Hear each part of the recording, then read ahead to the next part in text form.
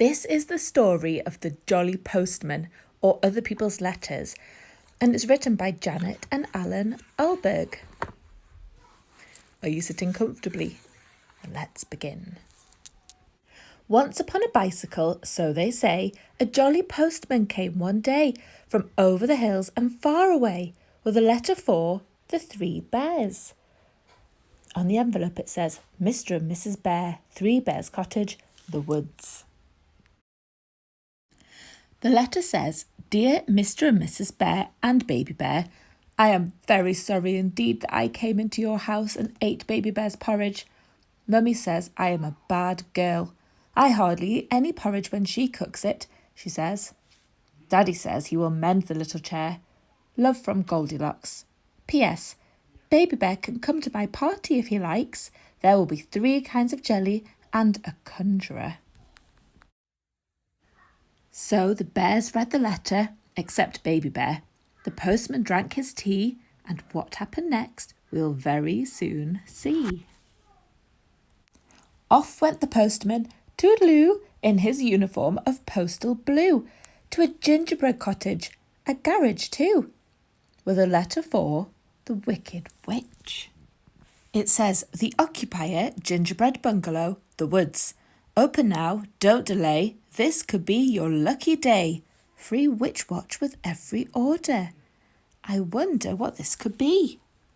Oh, it's a magazine advert for a company that makes witchy things that witches need for making their spells and things.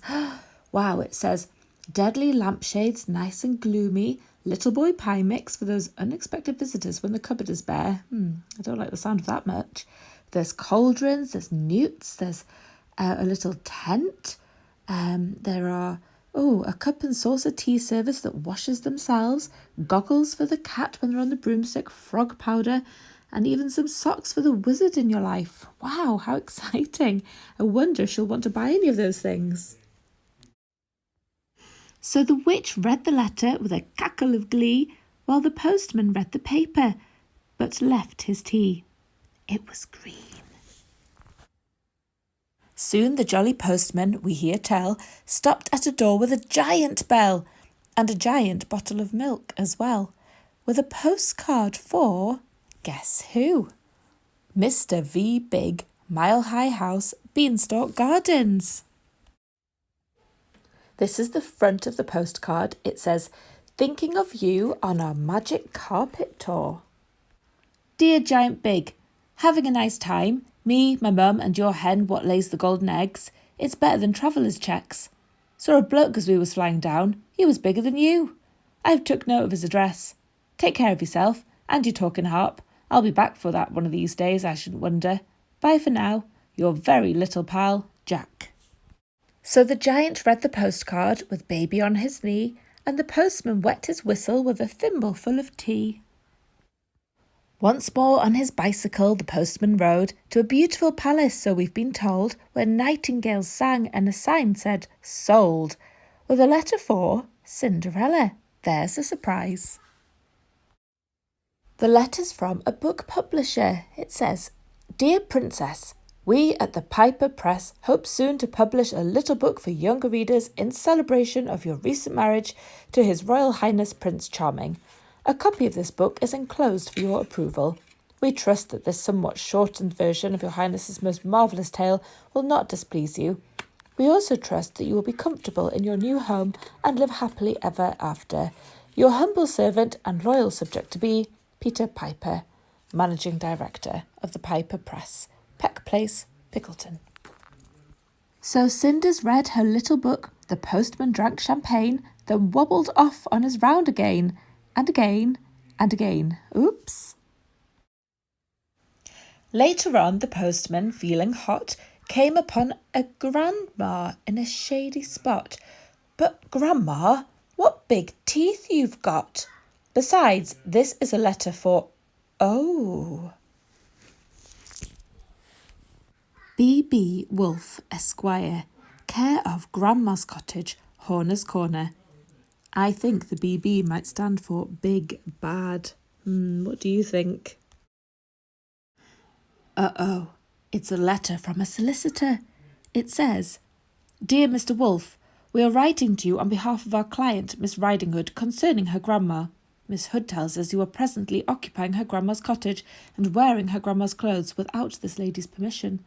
Please understand that if this harassment does not cease, we will call in the official woodcutter and, if necessary, all the king's horses and all the king's men. On a separate matter, we must inform you that Messrs. The Three Little Pigs Limited are now firmly resolved to sue for damages.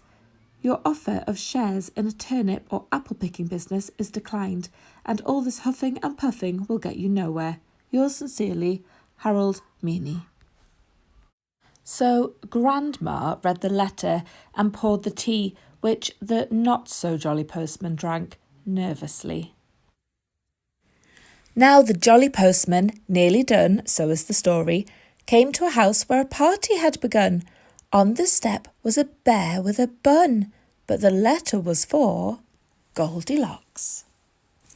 To Goldilocks, 24 Blackbird Road, Banbury Cross. Please do not bend. Oh, look, she's got a birthday card. Oh, and inside she has got some money. Oh, it's a £1 note. Her birthday card says 8 today, birthday wishes. Pat a cake, baker's man. Bake me a cake as fast as you can. Carry it in on a beautiful plate and light up the candles. Today I am 8. To Goldilocks with love from Mrs. Bunting and baby, and lots of kisses. How lovely. So Goldilocks put the £1 note in the pocket of her frock, and the postman joined the party, and they all played postman's knock. Once upon a bicycle, so they say, a jolly postman came one day from over the hills and far away, and went home in the evening for tea. The end.